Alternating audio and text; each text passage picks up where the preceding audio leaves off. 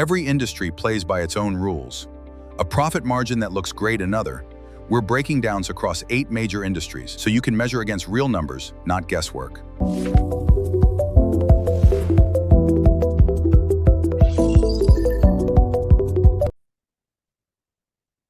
जी अस्सलाम वालेकुम।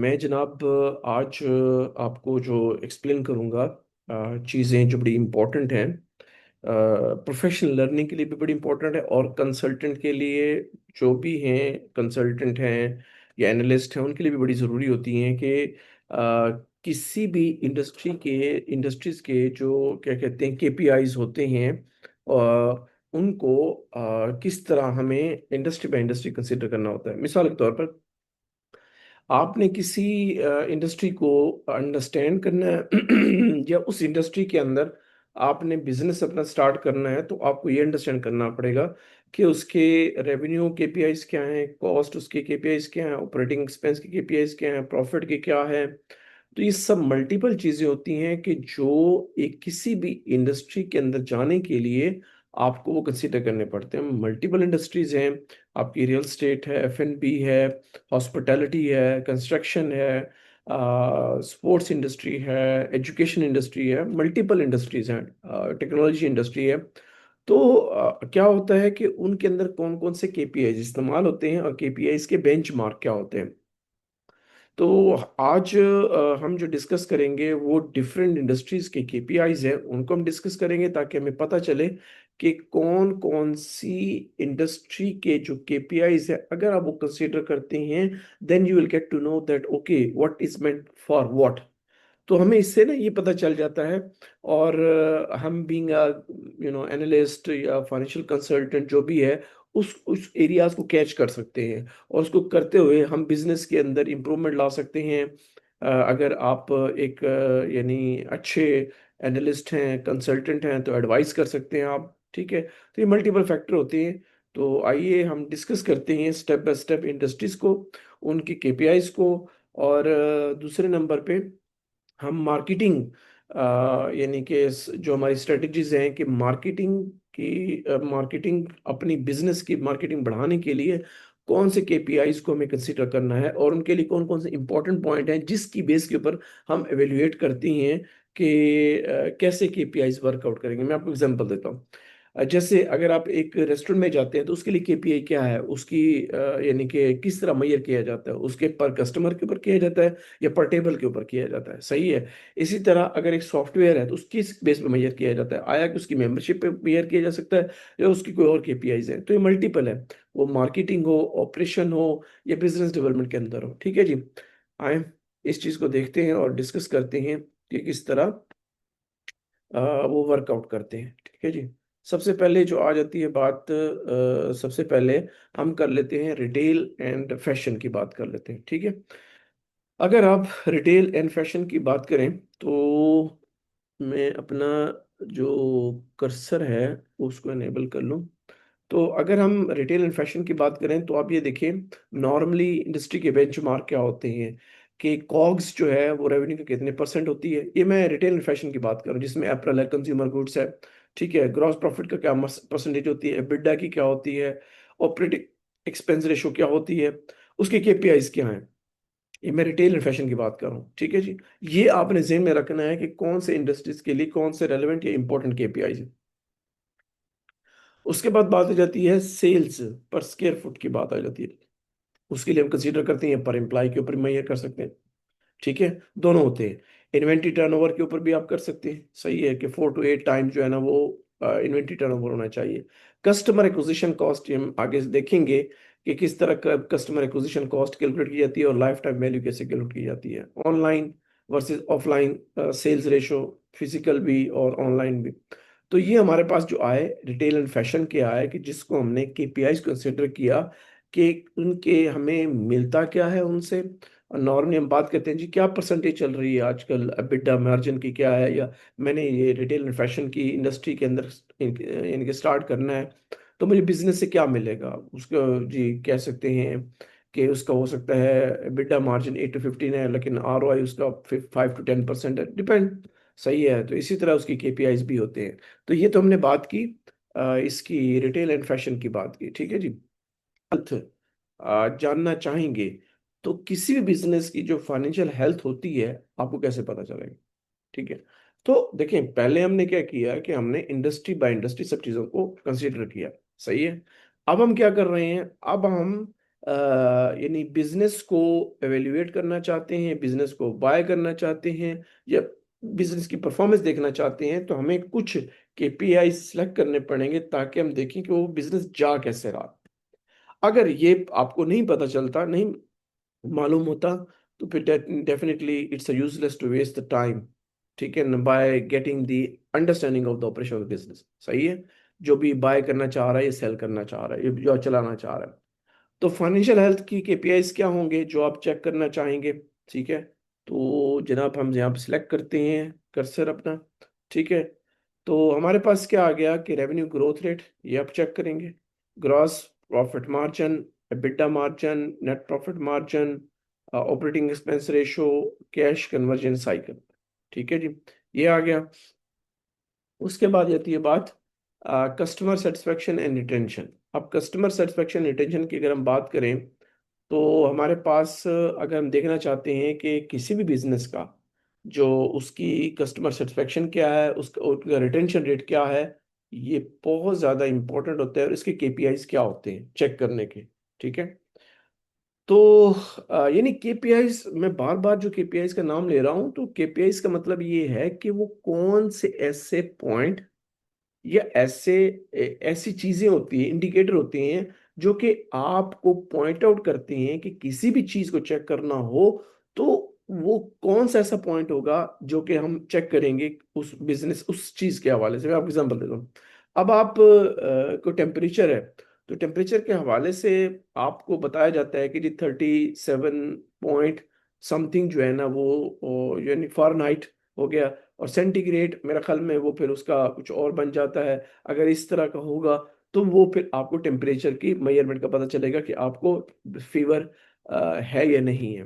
तो सेम इसी तरह बिजनेस के भी कुछ केपीआईज होते हैं जो कि हमें देखने पड़ते हैं, और तब जाके पता चलता है कि बिजनेस की हेल्थ कैसी है, या उसका कस्टमर सेटिस्फेक्शन और रिटेंशन क्या है। नेट प्रमोटर स्कोर, अच्छा, customer life time value, churn rate या retention rate, average revenue per user, okay, and repeat purchase rate आ गया, ठीक है जी।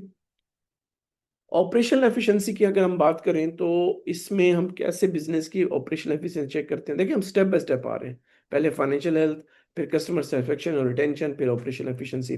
तो यहाँ पे हम क्या करते हैं कि अगर आप इन्वेंट्री टर्नओवर चेक करना चाह रहे हैं, तो रिटेल, मैन्युफैक्चरिंग और एफ&बी के लिए करेंगे। अगर आप कैपेसिटी यूटिलाइजेशन चेक करना चाह रहे हैं, तो मैन्युफैक्चरिंग और हॉस्पिटैलिटी के लिए। साइकिल टाइम चाह रहे हैं, तो ऑर्डर फुलफिलमेंट टाइम, वो लॉजिस्टिक के लिए, ठीक है। और अगर आप चाह रहे हैं कि आपको हॉस्पिटैलिटी के अंदर और हेल्थ के अंदर पता चले बिजनेस के हवाले से, तो उसमें आप क्या चाह रहे हैं, आप ऑक्यूपेंसी रेट और रेवेन्यू पर एवरेज रूम आ जाएगा। कॉस्ट पर एक्विजिशन चाह रहे हैं, तो वो रिटेल, टेक और रियल स्टेट आ जाएगा, ठीक है जी। नेक्स्ट आ जाती है बात इम्प्लाई परफॉर्मेंस और प्रोडक्टिविटी। अब डेफिनेटली आपने सब चीज़ों को देख लिया, तो अब आपके सामने क्या चीज़ आएगी? अब आएगी कि इम्प्लाई को कैसे मैयर करना चाहिए, उनकी परफॉर्मेंस कैसी जा रही है। तो उसके लिए आप क्या करेंगे? उसके लिए सबसे पहले आप इम्प्लॉय टर्नओवर रेट देखेंगे कि कितने इम्प्लॉय एक साल के अंदर आए और गए एक किसी कंपनी के अंदर, ठीक है। उसी तरह रेवेन्यू पर फुल टाइम इक्विवेलेंट, एक इम्प्लॉय से पूरे साल में कितना कमाया जा रहा है और कितना वो ले रहा है। कमाया से मुराद ये कि रेवेन्यू कितना उससे आ रहा है। वो जाहिर बात है, सर्विसेज देता है तो उससे रेवेन्यू जनरेट करता है बिजनेस के लिए, और कितना उसको आप पे कर रहे हैं सैलरी की मद में, ठीक है जी। नेक्स्ट आ जाती है बात ट्रेनिंग आवर्स पर एम्प्लॉय। अच्छा, एब्सेंटिज्म रेट, उसका एम्प्लॉय एंगेजमेंट इंडेक्स है इसमें, ठीक है। तो ये चीज़ें बड़ी इंपॉर्टेंट हैं जो कि हेल्प आउट करती हैं एम्प्लॉय की परफॉर्मेंस के अंदर, ठीक है जी। नेक्स्ट आ जाती है बात कि अगर जो है ना, ये लगा कि हमें उसके अंदर फर्दर किन किन चीज़ों को मज़ीद डिस्कस करना चाहिए, तो इसको हम देख लेते हैं। आप ये देखें, रेवेन्यू ड्राइवर्स क्या हैं। रेवेन्यू ड्राइवर्स में अगर रिटेल एंड फैशन में जाएं, तो आपके पास क्या आता है? अगर इसको आप यूं एनालाइज कर लें रेवेन्यू ड्राइवर्स को, ठीक है जी। उसके बाद क्या है, average basket, transaction conversion rate, footfall, traffic, online share, ये सब चीज़ें मिला के उसके रेवेन्यू ड्राइवर्स बनते हैं। इसी तरह कॉग्स के अंदर 50 से 65% है, ठीक है। उसका ब्रेकडाउन क्या है, उसका ब्रेकडाउन आ गया जी, प्रोडक्ट कॉस्ट आ गई, इनबाउंड फ्रेट आ गई, ठीक है, और ड्यूटीज टैरिफ आ गया, और श्रिंक आ गया, रिटर्न्स आ गया, तो सब चीज़ें मिला के यानी वो कितने परसेंट बन जाएगा, 40 to 45%। देन इनबाउंड फ्रेट क्या आ गया आपके पास, ये चीज़ें आ गई, सही है ना। तो इन चीज़ों को हम क्या करेंगे, इन चीज़ों को हम डिस्कस कर लेंगे, ठीक है। और तो हमने क्या किया कि इसके अंदर हमने देखा कि यहाँ पे आ जाते हैं जनाब, ठीक है। तो हमारे पास रिटेल एंड फैशन के हवाले से हम डिस्कस कर रहे थे, तो हमारे पास डिफरेंट परसेंटेजेस आ गए। अभी देखिए ये जो परसेंटेजेस दी हुई हैं, ये हर एक कंपोनेंट को रिफ्लेक्ट कर रहे हैं। अगर आप ऑपरेटिंग एक्सपेंस में, जो कि हमने पहले डिस्कस किया था, कि आपके पास क्या आ रहा है, आपके पास आ रहा है जी 25 to 35%। ब्रेक डाउन है उसका, स्टाफ का 8 to 12 होता है, स्टोर रेंट का जो है ना 7 to 10 हो गया, लॉजिस्टिक का 2 to 4%, मार्केटिंग का 8 to 12 हो गया, और इसी तरह फर्दर जो आ जाते हैं। तो मेरे ख्याल में इसी तरह बिड्डा मार्जिन 8 to अगर 15% है, नाइन नेट प्रॉफिट 3 to 8% हो गया ग्रोथ रेट, और 5-10% ईयर ऑन ईयर, ये मिड मार्केट। वर्किंग कैपिटल अगर आप देखें तो इन्वेंट्री जो होती है वो 60 to 120 डेज के बाद एक दफ़ा उसका टर्नओवर होता है। डीएसओ क्या है, 5 to 15 डेज आ गया। पीओएस क्या है, 45 to 75 डेज आ गया। मार्केटिंग या C S C L T V, वो सी एस सी मीडियम क्या है, L T V is equal to average order value into gross margin into purchase frequency into retention horizon target, ठीक है ना। तो ये क्या है, ये आपके पास एक फार्मूला आ गया कि किस तरह आप life time value L T V, okay, किस तरह कैलकुलेट कर सकते हैं। अगर आपके पास average order value, gross margin हो, और परचेज फ्रीक्वेंसी हो, और रिटेंशन होराइजन हो, तो आपके पास target LTV over customer acquisition cost should be greater than 3x। तो मैंने ये बोला था सबके लिए 3 होता है, लेकिन कुछ इंडस्ट्री के लिए क्या हो जाता है, वो 5 to 10%, 5 to 10 टाइम्स भी हो जाता है, ठीक है। की फार्मूलाज क्या है, ये देखें आप। ग्रॉस मार्जिन कैसे निकालते हैं, ऑपरेटिंग एक्सपेंस कैसे निकालते हैं, इन्वेंट्री टर्नओवर कैसे आएगा, और आपके पास उसके बाद लेयर्स वगैरह होती हैं डिफरेंट, ठीक है। तो उसके हवाले से आपके पास क्या आ जाएगा, ठीक है। तो प्राइवेट लेबल, मिक्स, मार्कडाउन, ठीक है, ये सब चीज़ें हैं जो कि आपको कंसिडर करनी पड़ती है। तो अभी तक हमने ये जो सारा डिस्कस किया है, ये रिटेल एंड फैशन के हवाले से डिस्कस किया है, ठीक है जी।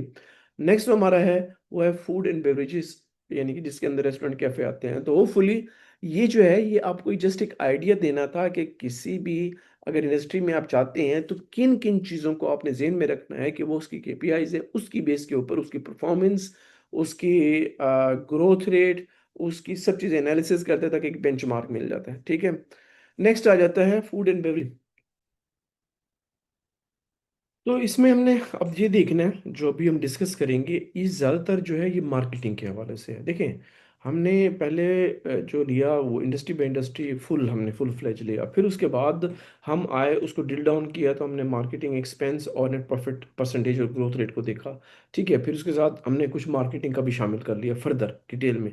लेकिन यहाँ पे अब जो हम बात करेंगे वो स्पेसिफिकली मार्केटिंग के हवाले से होगी, कि किस तरह एक जब कंपनीज मार्केटिंग एक्सपेंस इनकर करती हैं, ठीक है, तो किस तरह वो कैलकुलेशन करती हैं कि हमारे पास कितने कस्टमर आए, उनके ऊपर हमारी कितनी कॉस्ट लगी, और उनसे हमें कितना रेवेन्यू जनरेट हुआ, वो आया कि हमारी जो मार्केटिंग कॉस्ट है वो संक कॉस्ट तो नहीं बनी।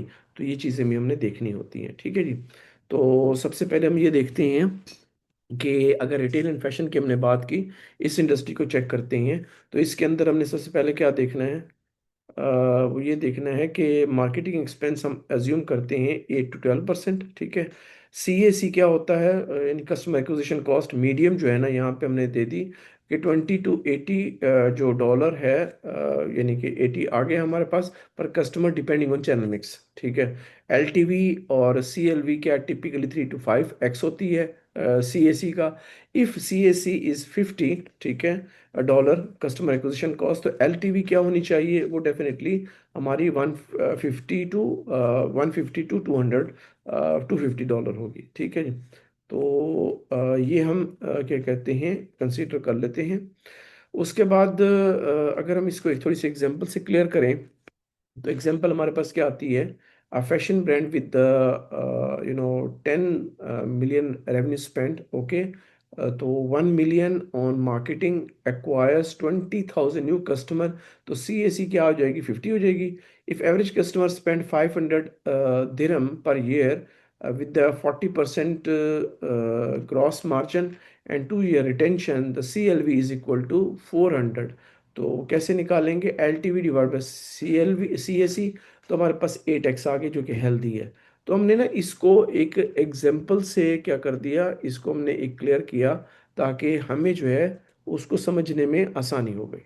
ठीक है जी, तो इस तरह मैंने आपके लिए कर दिया। Thanks for watching. In the next video, we'll cover the food and beverage industry, so make sure you're subscribed and don't miss it.